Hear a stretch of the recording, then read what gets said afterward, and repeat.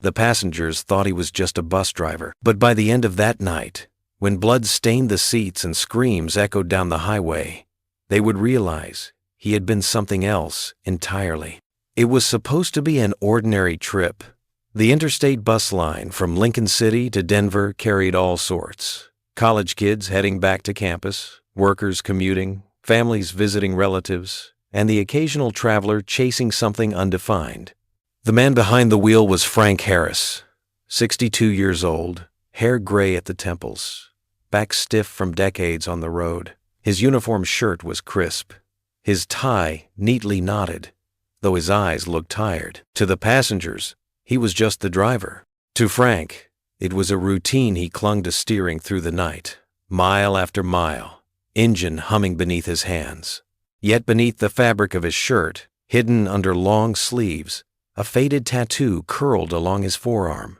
The ink was old but unmistakable, the insignia of the Army's Special Forces. Row by row, the bus filled with lives intersecting for one night. Row 2, a mother with 2 children, their laughter loud and unrestrained until the storm outside hushed them. The boy was curious, pointing at passing trucks, asking endless questions. The girl clutched a stuffed rabbit with ears frayed from love. Row 5. 2 college boys, earbuds in, whispering jokes between bursts of music. Their backpacks bulged with textbooks, but their eyes were restless, eager for anything except studying. Row 8. A man in a business suit, laptop balanced precariously, typing furiously under the dim overhead light. He tapped his foot anxiously, clearly worried about missing a deadline more than the storm. Row 10. An elderly couple, hands clasped, staring out the window at the rain. Streaked darkness. They spoke little, but their silence was companionable, built on 50 years of shared life. Row 12. A teenager in a hoodie, sketching in a notebook, his pencil scratching rhythmically. His hair fell into his eyes, but his focus on the page was unbroken, as though drawing was the only safe world he knew. Frank knew none of their names, but he knew their types. He had driven for 20 years, faces blurred, but patterns repeated. He felt a strange responsibility for each of them. Once they boarded his bus, they were his people. The bus pulled out of Lincoln's terminal just as rain intensified. Wipers scraped against the windshield, keeping time with the rumble of the engine. Headlights carved narrow tunnels through sheets of water. Frank gripped the wheel tightly. Storms never rattled him, not after years of convoys in deserts where storms weren't made of rain but of sand and bullets. Yet tonight, unease gnawed at him. He glanced in the mirror, scanning faces. All seemed normal, but his instincts, dulled by years of quiet, stirred again. The road stretched endless ahead, dark and wet, but Frank couldn't shake the feeling that this night was different.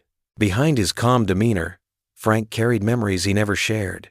His colleagues at the bus depot saw him as punctual, polite, maybe a little distant. They didn't know the nights he woke drenched in sweat, heart pounding from dreams of explosions and ambushes. He remembered comrades' voices, laughter in makeshift barracks, then silence after firefights.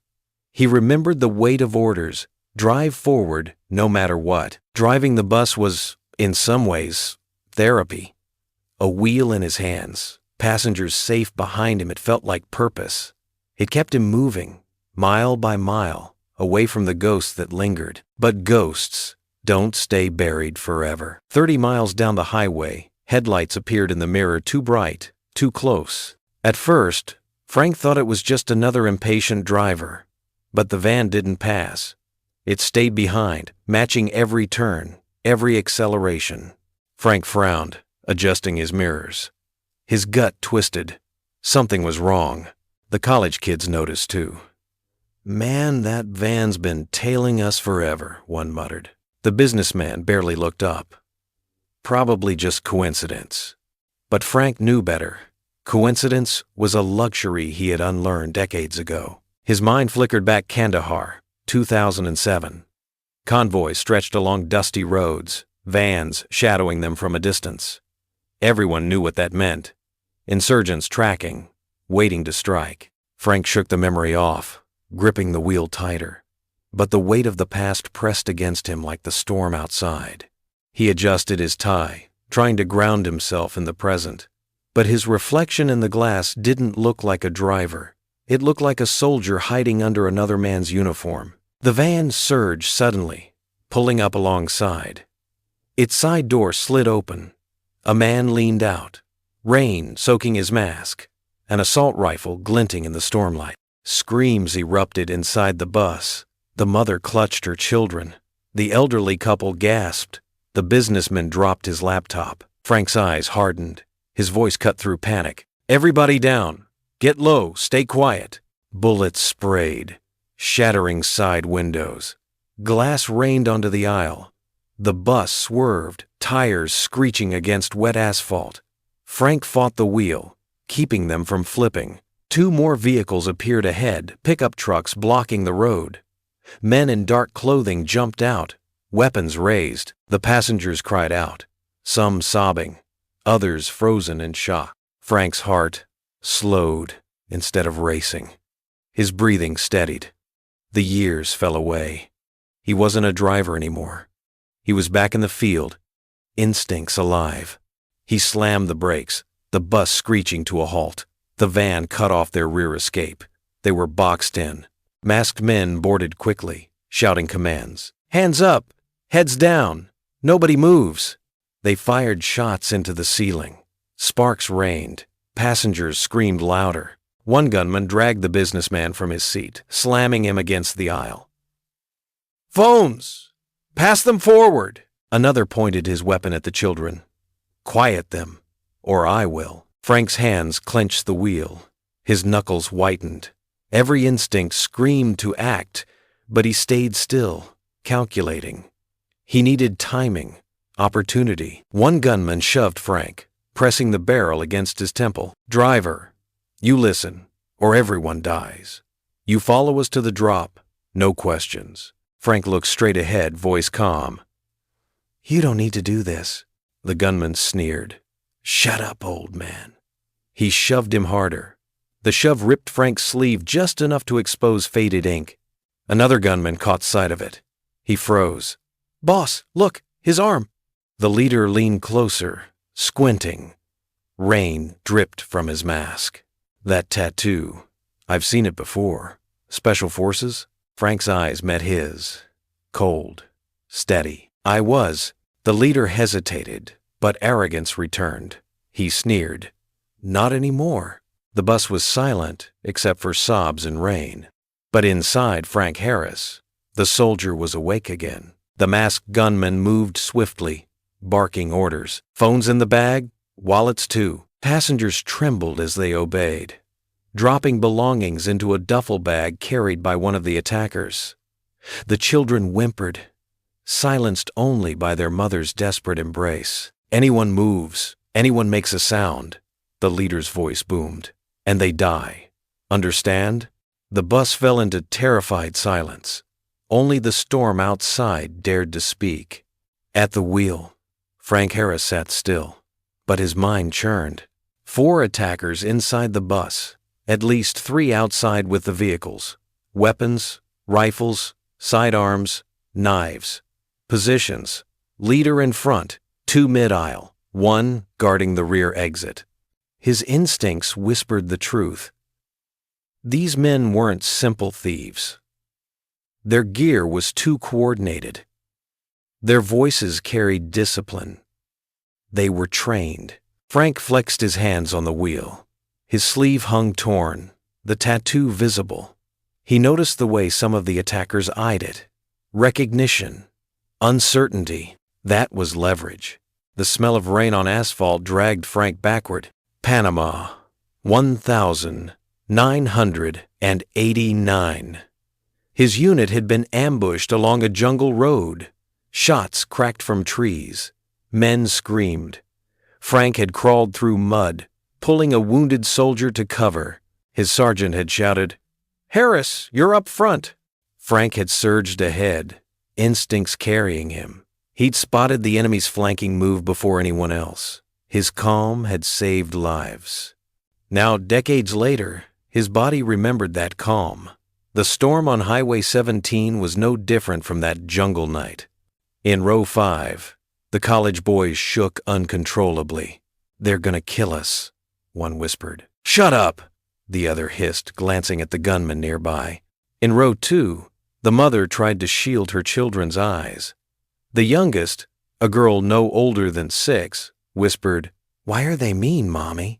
The elderly couple in row 10 clutched each other tighter.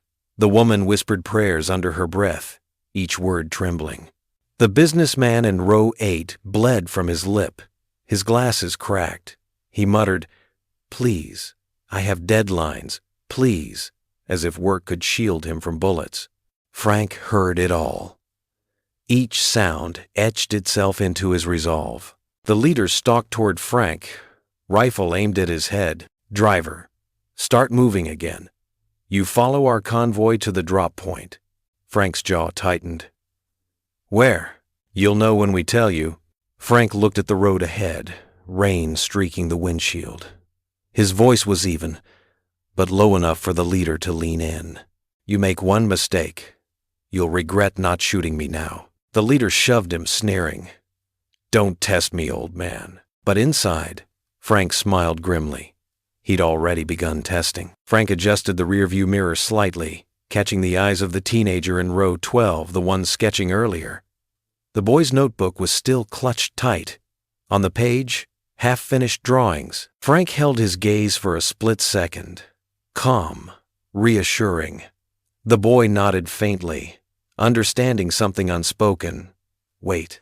The old instincts of silent communication returned. Frank had led men before without words, only looks. Tonight, he would again. One of the thieves grew impatient, yanking the businessman up again. "Stand here!" He shoved him forward, using him as a shield. The businessman stammered, "Please, I'll give you anything." "Shut up!" The gunman struck him across the face with the rifle butt. Blood sprayed. Passengers cried out. The mother sobbed silently, the children hiding in her arms. The teenager's pencil snapped in his trembling hand. Frank's knuckles whitened on the wheel. Every second of waiting tore at him.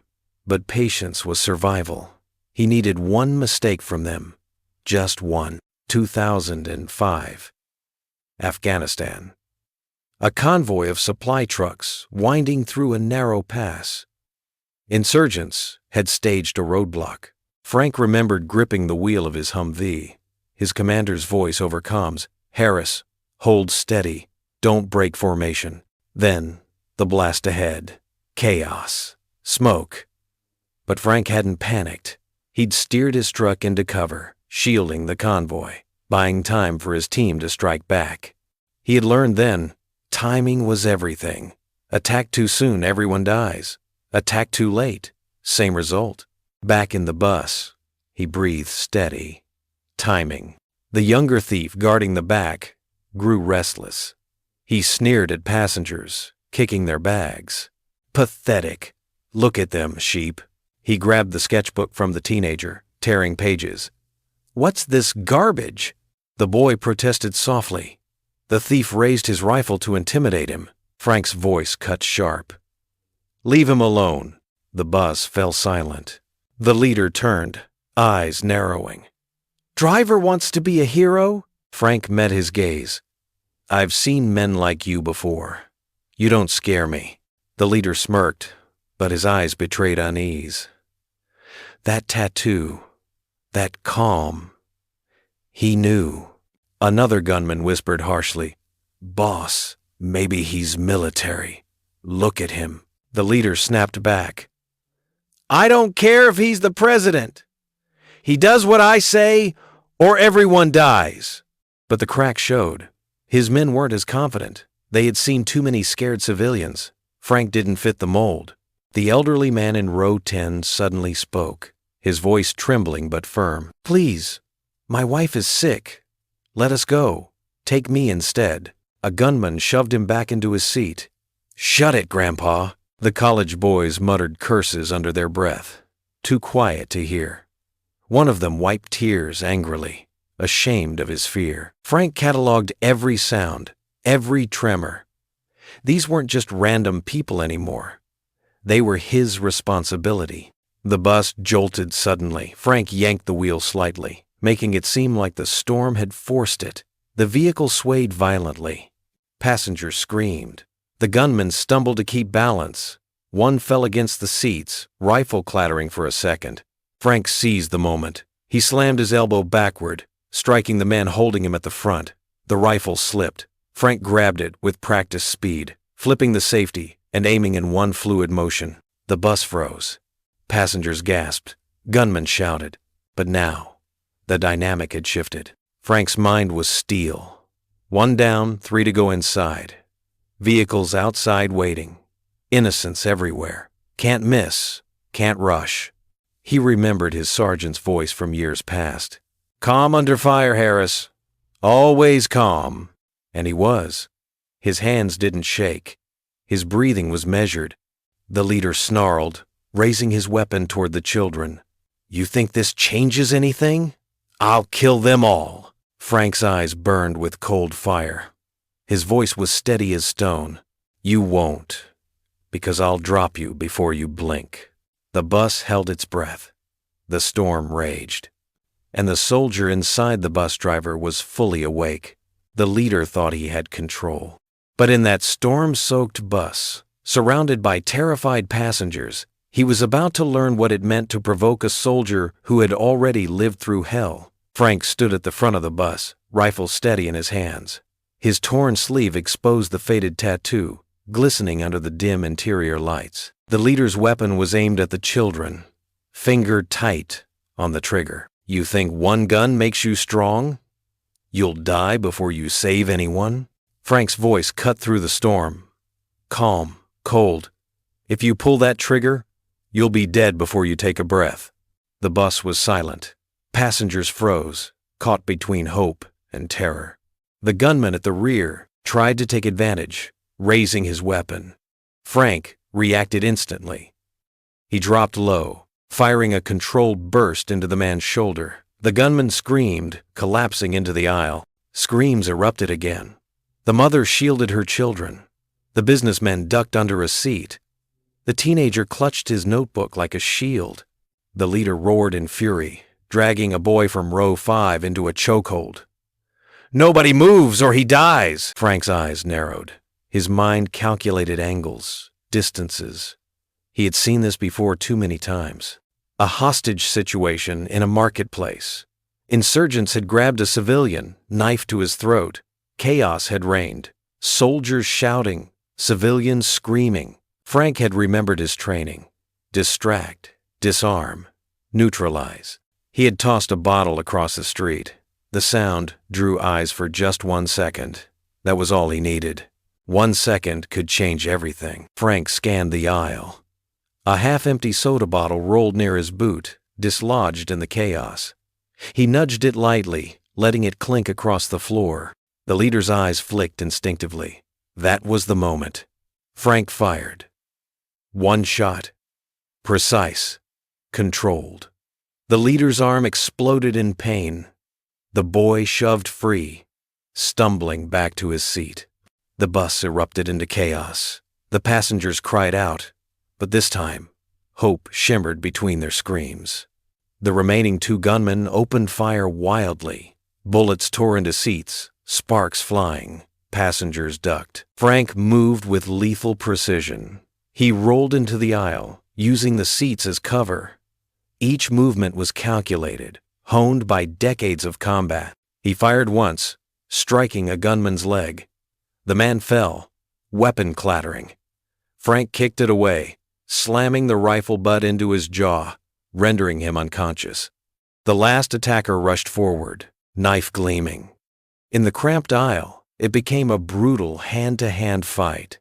The man slashed, grazing Frank's arm. Blood ran, but Frank barely flinched. He slammed his elbow into the man's throat, wrenched the knife free, and pinned him against the window. The storm outside illuminated their struggle in flashes of lightning. With one final strike, Frank ended it. The attacker slumped, unconscious. Only the leader remained, clutching his bleeding arm, His rage burned hotter than the storm. He stumbled toward the aisle, screaming, "You don't know who we are! We'll hunt you down! We'll—" Frank silenced him with a hard strike to the gut, slamming him into the floor. The rifle pressed against his chest. Frank's eyes locked on his. "I've faced armies," Frank growled. "You're just noise." The leader's defiance crumbled. He collapsed, groaning in defeat. Silence fell, broken only by sobs and the hiss of rain through shattered windows. Passengers slowly rose. The mother kissed her children's heads, tears streaking her face. The teenager stared at Frank with wide eyes, sketchbook trembling in his hands. The elderly couple whispered prayers of thanks. Frank lowered the rifle, breathing steady. He wasn't shaking. He never shook. But inside, the ghosts stirred louder. Through the broken windows, headlights still glared. The attackers' vehicles idled on the highway. At least 3 men remained outside, waiting. Frank knew this wasn't over. He turned to the passengers. "Stay low. Stay quiet. Whatever happens, don't move until I tell you." They obeyed instantly. His voice carried authority they couldn't explain, but trusted without question. Frank checked the rifle, loaded and ready. He peered through the windshield, studying positions. His mind mapped the battlefield. Bus for cover, vehicles ahead, storm masking sound. He crawled forward, opening the driver's window slightly. Rain poured in, soaking him. He steadied his aim, firing controlled bursts. Tires exploded. One truck dropped onto its rim, sparks flying. Another's headlights shattered. The men outside shouted in panic, scrambling for cover. Frank used the moment. He started the bus, engine roaring. He slammed the accelerator, steering hard. The massive vehicle lurched forward, smashing into one of the trucks. Metal crumpled. Sparks flew. Men dove aside. The passengers screamed again, but this time from the violent lurch of survival, not despair. 2009, Afghanistan. His convoy had been pinned by gunfire, vehicles burning. Frank had floored the Humvee, ramming through an enemy blockade. His boldness had saved lives that night. He drove the bus now with the same ferocity. Civilian vehicle or not, wheels and steel were weapons in the hands of a soldier. The bus roared past the wrecked trucks. Frank swerved onto the open highway, rain cascading across the windshield. Behind them, the attackers scrambled, their convoy disabled. Inside, passengers clutched seats, hearts pounding. Slowly, realization sank in. They were alive. The mother whispered, "He saved us."